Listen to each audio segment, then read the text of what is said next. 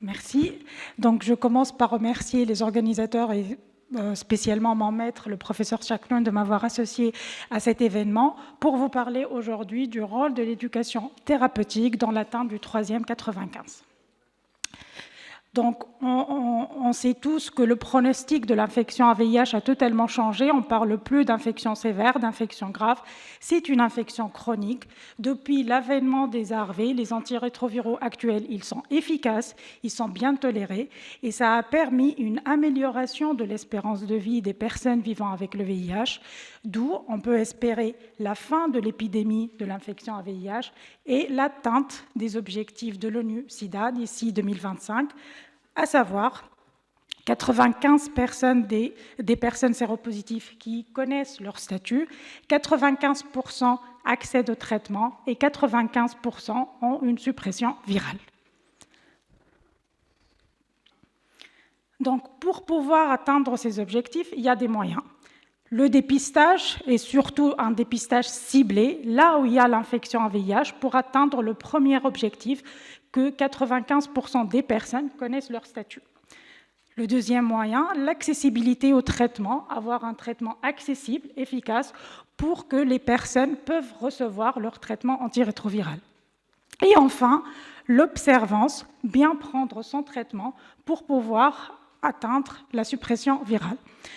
Donc, c'est quoi l'observance? En fait, l'observance thérapeutique est qu'un individu prend bien son traitement selon la prescription médicale, c'est-à-dire à la bonne dose prescrite, à la bonne fréquence, à savoir le nombre de prises par jour, et aussi au moment requis, surtout par rapport au repas, pour avoir une bonne absorption du traitement. Donc, malheureusement, l'observance, elle est influencée par certains facteurs, que ce soit négativement ou positivement. Ces facteurs, ils sont surtout des facteurs comportementaux, à savoir la stigmatisation, les croyances. Par exemple, le jeûne de Ramadan, ça peut altérer l'observance des patients qui vont, au lieu de prendre 2 fois par jour, prendre 1 fois, ou bien rapprocher les prises, ce qui va altérer l'observance du traitement et son efficacité. Des facteurs sociaux. Nous avons parlé hier surtout du bas niveau socio-économique qui altère l'observance des patients puisqu'ils ne vont pas consulter, ils ne vont pas être observants à leur consultation à cause d'une peur de perte d'un travail, par exemple. Des facteurs émotionnels, surtout l'anxiété, l'inquiétude, la dépression, qui vont altérer la prise du traitement. Et aussi des facteurs cognitifs, un manque de motivation, des pensées négatives qui vont altérer aussi l'observance et la prise du traitement antirétroviral. D'où on aura une mauvaise observance, c'est-à-dire que la personne ne va pas suivre la prescription médicale et donc va prendre de manière partielle le traitement, par exemple au lieu de 2 fois par jour, 1 seule fois par jour. Il y aura pour des patients des oublis ponctuels. Il prend pendant 20 jours, il arrête pendant 1 à 2 jours, il reprend, et c'est une mauvaise observance, ou encore le non-respect des modalités des prises en matière d'heures, en matière d'intervalle, en matière de nombre de comprimés, par rapport au repas, la prise et donc l'absorption du traitement, ou aussi associer d'autres médicaments, d'autres aliments qui peuvent altérer la concentration du traitement. Quelle est la conséquence de cette mauvaise observance? En fait, quand la personne ne prend pas bien son traitement, il va y avoir une diminution des concentrations des antirétroviraux dans le sang et donc une persistance de la multiplication virale. Le traitement il va être inefficace, il va y avoir sélection de mutants de résistance, de mutants résistants, et d'où il y aura progression de l'infection vers un stade évolué et vers les infections opportunistes.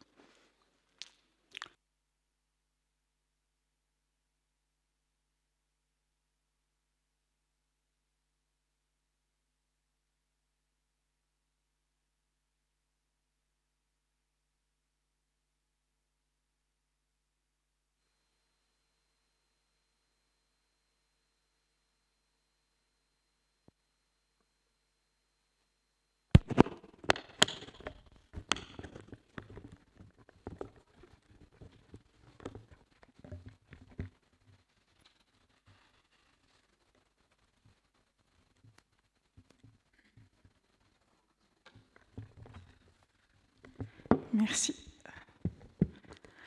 Donc, si on compare bonne observance à mauvaise observance, bonne observance, c'est-à-dire qu'on aura une efficacité du traitement, la charge virale, elle va devenir indétectable, les CD4, ils vont augmenter et on n'aura pas cette évolution vers un stade assez évolué avec une diminution des CD4 et les infections opportunistes. Par contre, mauvaise observance, une diminution des concentrations au niveau du sang du traitement, le traitement ne va pas être efficace et il y aura aussi sélection de mutants résistants. Donc le traitement qui était efficace avant, dès le début, donc sera plus efficace et on sera obligé de changer et de modifier ce traitement antirétroviral. Quels sont les outils et comment améliorer l'observance d'une personne vivant avec le VIH ? Tout d'abord, la personne doit s'adapter à son statut et accepter sa séropositivité. Aussi, elle doit accepter de vivre avec le virus du VIH et recevoir un traitement qui sera un traitement à vie actuellement, donc c'est une infection chronique, et avoir un suivi régulier, des consultations régulières avec un dosage à chaque fois de la charge virale et des CD4. Il faut aussi que la personne coopère avec l'équipe soignante pour comprendre son infection et surtout pour continuer à consulter. Et il faut surtout maintenir la bonne observance du traitement. Ceci se fera grâce à l'éducation thérapeutique, puisque c'est l'éducation thérapeutique qui va améliorer l'observance en améliorant les différents facteurs d'influence et surtout en améliorant les facteurs d'influence négatifs. Cette éducation thérapeutique se fera tout au long du suivi, dès le début du diagnostic, donc dès le dépistage, en pré-thérapeutique, dès qu'on commence le traitement, à l'initiation du traitement, et après, ultérieurement, lors du suivi, la première consultation, la consultation à 3 mois, et les autres consultations lors du suivi d'une personne vivant avec le VIH. Elle servira à renforcer les connaissances des personnes vivant avec le VIH sur l'infection, bien comprendre l'infection, le mécanisme, les bénéfices du traitement, que le traitement il va améliorer la qualité de vie, qu'on aura une suppression virale grâce à ce traitement, qu'il n'y aura plus de transmission puisqu'on sera en charge virale indétectable, et l'importance du suivi, l'importance de reconsulter, l'importance de savoir quel est le taux de sa charge virale et de ses CD4. Cette éducation thérapeutique, il y a plusieurs types.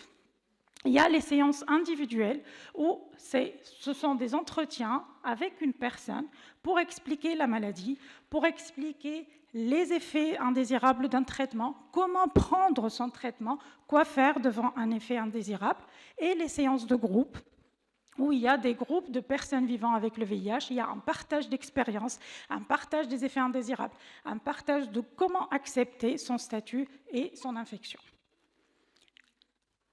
Grâce à cette éducation thérapeutique, il y aura une nette amélioration de l'observance et donc on pourra atteindre la suppression virale, la charge virale indétectable et donc ce fameux troisième 95, les personnes qui sont sous traitement antirétroviral, ils arriveront à la suppression virale. Et on aura ce concept d'indétectable intransmissible, donc une personne qui a une charge virale indétectable, elle ne pourra plus transmettre l'infection en VIH par voie sexuelle et donc il n'y aura plus de transmission d'une personne à une autre et on pourra mettre fin à l'épidémie. Je voulais partager avec vous cette expérience. Donc, c'est une expérience qui a été effectuée au service de maladies infectieuses au CHU Fatouma Bourguiba de Monastir. Elle a fait l'objet d'une thèse de doctorat en pharmacie.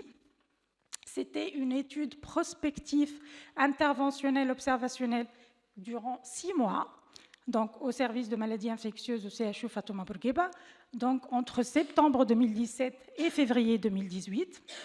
Il y avait 3 phases, je vais vous détailler la méthodologie.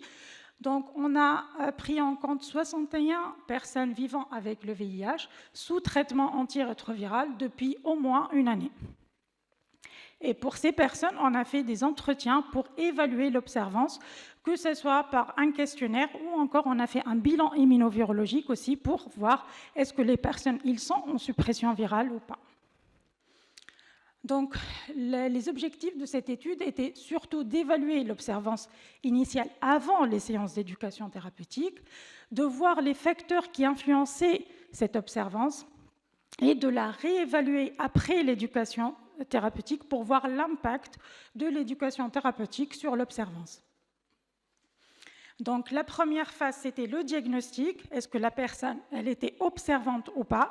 La deuxième phase, on a réalisé des séances d'éducation thérapeutique. C'était des séances d'éducation de groupe où les personnes vivant avec le VIH ont partagé leur expérience, ont partagé leur manière de prise, les effets indésirables ressentis. Et enfin, une troisième phase où on a réévalué l'observance pour voir est-ce qu'il y a un impact de ces séances d'éducation thérapeutique. Donc, comme résultat, selon la méthode semi-directe, le questionnaire, qui était une méthode assez subjective, nous avons quand même noté une nette amélioration de l'observance. Pour les bonnes observances, ça a passé de 57% à 62%. Les moyennes observances, ça a passé de 27,8% à 32,5%. Et les mauvaises observances, ça a diminué de 14,7% à 5%. Et je vous rappelle que ce sont des personnes qui prenaient leur traitement depuis une année. Ça a été confirmé par la méthode directe, par le dosage immunovirologique, puisque avant éducation thérapeutique, les personnes bon observant avec une charge virale indétectable étaient à 62,8% et ça a passé à 80%. Les moyens observants, ça a diminué donc, au prix des bons observants de 19,6% à 15%.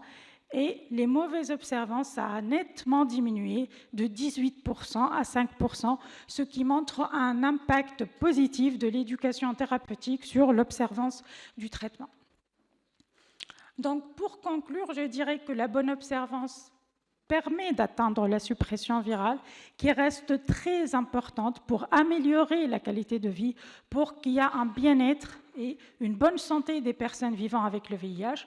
Elle permet d'atteindre cet objectif d'indétectable intransmissible.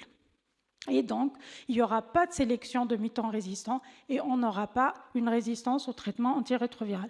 Tout ceci ne peut se faire que grâce à une bonne éducation thérapeutique qui a plusieurs phases dès le début, dès le diagnostic jusqu'au suivi de la personne vivant avec le VIH. Et merci pour votre attention.